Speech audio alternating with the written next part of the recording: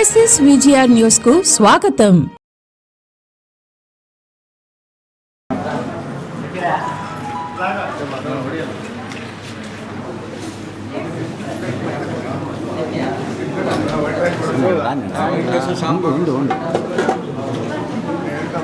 Water bottle ఇక్కడ పక్క పెట్టండి.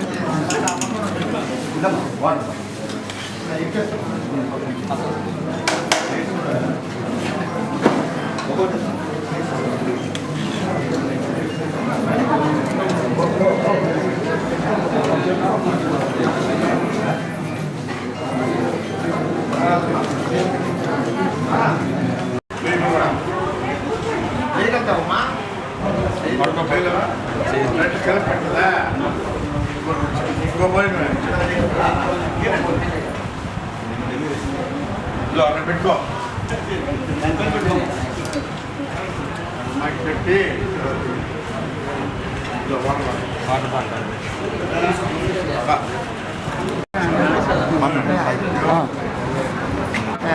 వెనక్కి వస్తున్నాం నాకు కొంతమంది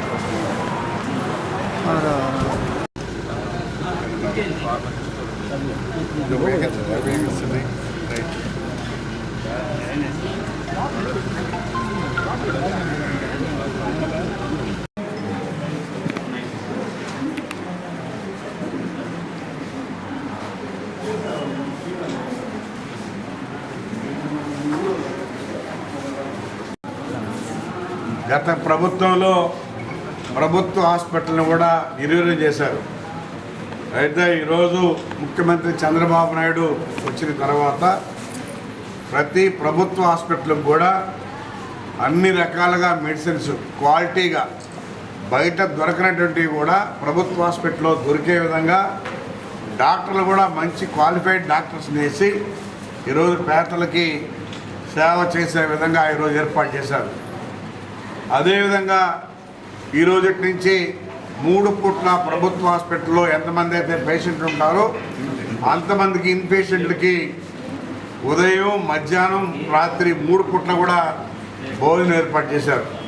ఎందుకంటే వాళ్ళ హాస్పిటల్లో చేరి మరి వాళ్ళు బయట నుంచి తెచ్చుకొని తినడమో లేకపోతే పొస్తుండమో జరుగుతామని చెప్పనేసి అది కూడా గుర్తించి 3 పూట్ల హాస్పిటల్లో ఎవరైతే అడ్మిట్ అవుతారో వాళ్ళకి టిఫిను, మధ్యాహ్న భోజనం, రాత్రి భోజనం కూడా ఈ ప్రభుత్వం ఈరోజు నుంచే ప్రారంభించింది.